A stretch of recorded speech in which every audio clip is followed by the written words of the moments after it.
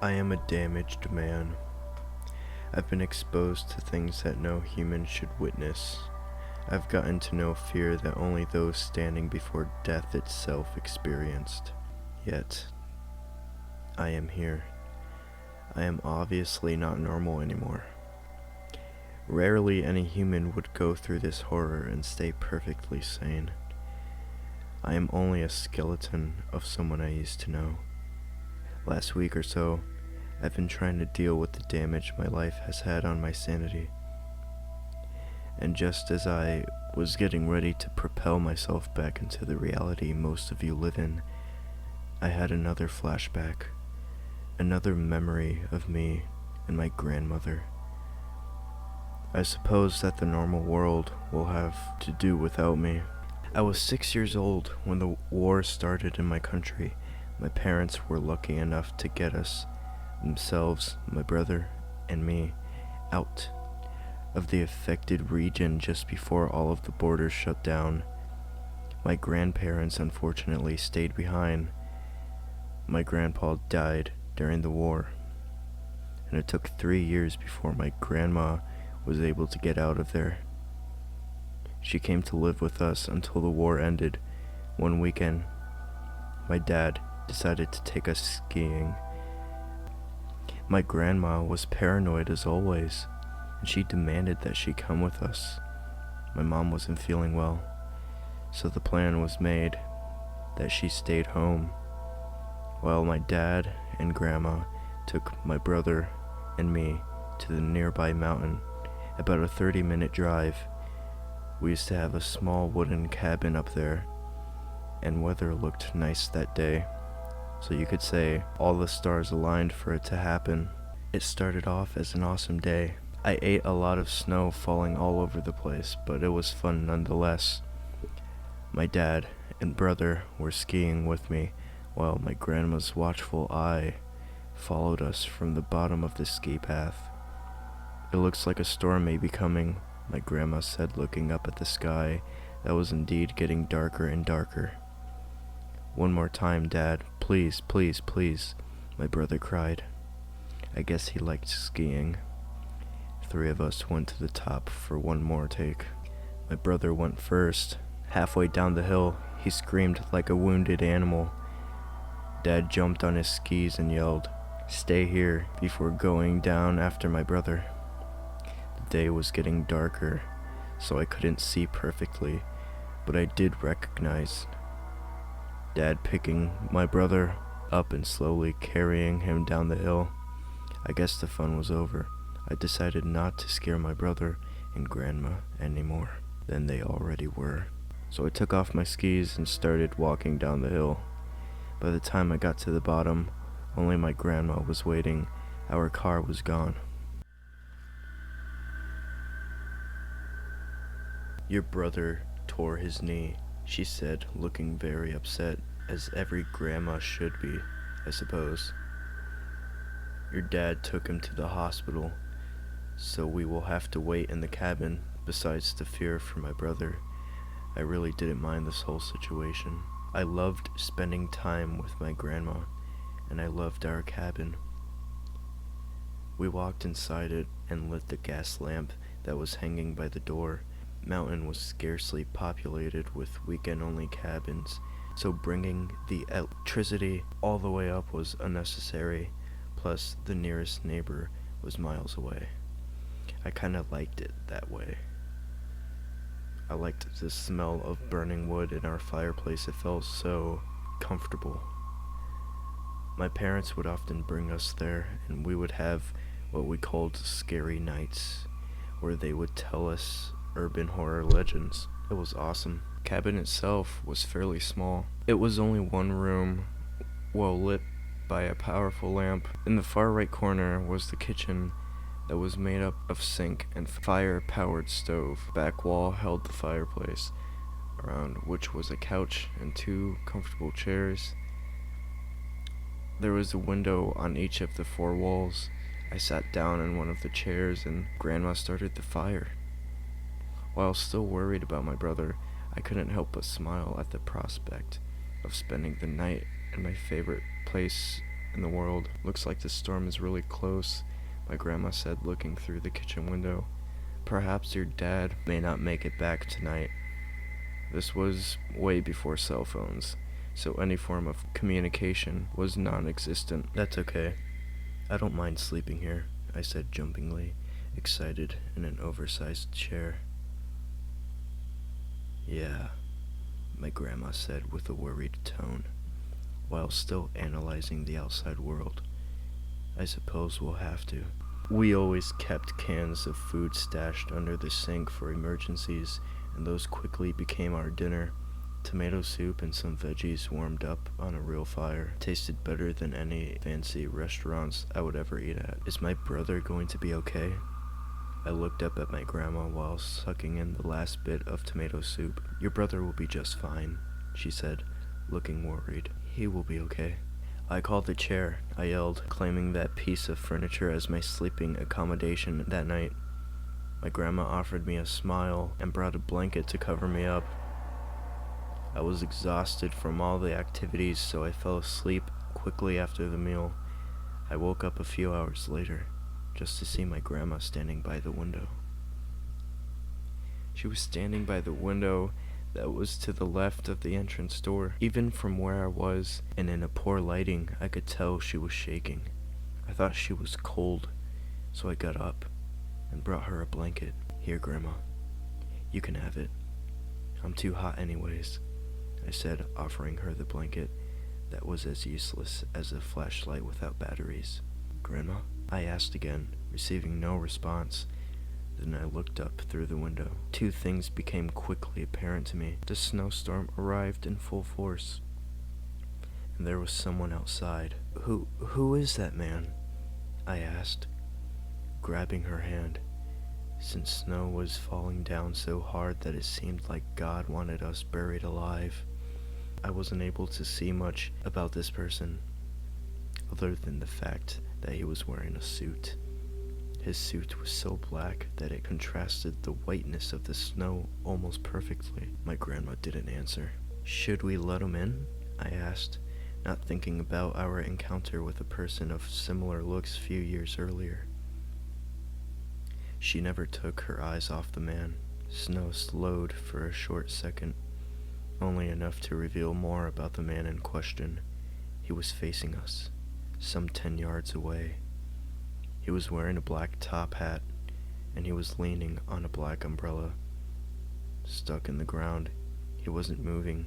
Then, he turned around very gracefully and walked away. Okay, listen, Milos, my grandma said, kneeling down. Tonight, you may see some people who aren't alive anymore, still bursting with child's innocence. I smiled. This is one of those scary nights. It is, isn't it? I asked, extremely excited. No, she said, grabbing my head with both of her hands. This is serious. You will see some people from our past that you may remember. Her face changed to a serious, I am not fucking with you expression. You are going to be scared, but I need you not to cry, and mostly, I need you not to talk to them. But I don't understand, I said, being more concerned than amused at that point. Just do it for me. You can do that, can't you? She took her hand through my long curly hair, calming my fears down, even for just a second. Yes, Grandma. Good boy. She stood up and looked through the window again. The man was gone. Since nothing happened for a good half an hour, I went back to the chair and started dozing off. After an hour or so of napping, I awoke to check on Grandma. She was still looking through the window next to the entrance door. I quickly scanned through the rest of the cabin only to notice a figure in the kitchen. I wasn't sure if I was seeing things, so I decided to sneak away slowly towards it and check before alarming my grandma. It indeed was a figure. It was one of my neighbor's kids who I played with so many times. I was still somewhat sleeping when I saw him, so it took me a minute to remember. He drowned 3 months ago, apparently. He went with his parents to the seaside, parents fell asleep in the sun. He wandered away in the water, and the current got him. It was a collective effort of fishermen and people from the beach, but they found him hours later. Kids on the street said that he was completely blue and bloated when they pulled him out of the beach. He seemed fine to me. "Grandma, look. Daddo is here," I yelled, pointing at the window. My grandma turned around very fast and almost ran across the room. She stood next to me while we both looked at my friend, who I thought was lost forever. "Why did Mom tell me he died?" I asked her, and noticed that Daddo was mostly motionless. The only thing that was moving were his eyes, as he was going from Grandma to me and back. "He is dead, Milos," she said, holding my hand. "He is dead. Remember, I told you not to talk to any of them." As she said that, Daddo knocked on the window. It startled both of us. "Hey, Los, let me in. It's freezing out here," my friend yelled, while still knocking at the window. He called me Los. He seemed a little more blue. I looked up at my grandma, and she waved her hand. "Let's go sit down." When we sat down, I tried to get an explanation from her. "Who are they, Grandma?" I asked in the most polite, curious tone any child could use. "You'll understand one day. For now, let's just make it to the morning." She got up and went back to the main window. Daddo was still standing behind the kitchen glass, only he looked even more blue now. Then I noticed someone in the window on the left wall. "Who is that?" I asked, pointing at the window looking inside our cabin. Grandmother slowly walked towards it. I joined her. It was a lady I didn't recognize. She wore one of those old-fashioned fancy dresses, the kind that you wore to a banquet. The dress was so white that it even stood out in a snowstorm. She had white, elbow-length gloves on. That lady had a really pretty, although pale, face, partially hidden under the long, curly black hair. She also had one of those big old-fashioned hats. She was smiling. "Hello, Dana," she said to my grandmother. I looked up, but I already knew my grandmother wasn't going to respond. "It's been a while," the lady said. She looked at me. "And who do we have here?" "Why don't you let me in so I can meet him?" she said, tilting her head as if she was really expecting an answer back. "You're a big boy, aren't you, Milos?" the person asked me. "Let's go back," Grandma said, grabbing my hand once again and taking me to the fireplace. "Who is that?" I asked while glancing at the lady. She was still radiating whiteness even from the distance, although I did notice that red spots on her dress started appearing. "That is my sister," Grandma said with tears in her eyes. "How'd she die?" I asked, getting a surprised look from my grandma. I suppose she didn't expect me to understand this quickly, that she was also dead. "She died at childbirth. Her baby died as well." "No, she did not," screamed the lady, almost punching the window. I was scared that she'd break the glass and crawl in our cabin. "Don't listen to her. She just wants our reaction," Grandma said, hugging me. As she hugged me, I noticed someone in the window by the entrance door. Is that Grandpa?" I asked, squeezing her hard. She turned around, and I swear I could see the pain in her eyes. Tears started coming down her cheeks, and she looked down to the ground as if she was looking for comfort amongst the boards of the wooden floor. "Yes, that's Grandpa," she whispered. I started walking to the window. On my way, I looked to the other two windows and noticed that the lady's dress was now more red than white, and that Daddo was now unnaturally blue and bloated, almost resembling some human-like balloon. Needless to say, I was petrified. I just stood in front of the window and looked at my grandpa. He seemed normal, although pale. I loved my grandpa, and it took all I had not to try to say something to him. It was almost as if he could tell what I was thinking. "You love me, don't you, Milos?" he asked, smiling. "Then why would you let me freeze out here? Come on, open the door for your grandpa." I looked back at my silent grandma sitting back on the couch. She just sadly nodded to tell me that I should remain quiet. He knocked on the window. "Come on, look what I got," he said, pulling one of those 25-cent machine bubble gums that I loved so much and that he used to get for me all the time. I smiled but refused to speak. He kept knocking on the window. Then Dado started knocking again. The lady in blood-soaked dress followed.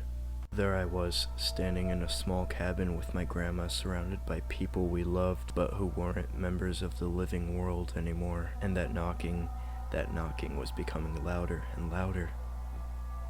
I couldn't take it anymore, so I screamed, "Stop!" It did. They all stopped knocking and just stood there. Then I noticed the same man in the black suit come behind my grandpa. He was standing directly behind him, leaning over his shoulder. He rested his jaw on my grandpa's left shoulder and smiled. Then he walked to the left. He came behind Dado and tapped his head, still smiling. Finally, he got to the lady and laid his hand on her belly. She looked sad. He turned towards the window and looked straight at me. "You won't open or talk, will you now?" he asked me, putting his face to the glass. No fog appeared on the window, so I assumed he wasn't breathing. I just shook my head while my grandma was squeezing my shoulders so hard that I got a bruise later. "Alrighty then," he said, and knocked on the window with the top of his umbrella. At that moment, all three of the people who weren't alive anymore started walking away towards the snowstorm. The man stood there for a few seconds, sending my grandma a dangerously threatening look, and then walked away. She broke down and started weeping on her couch.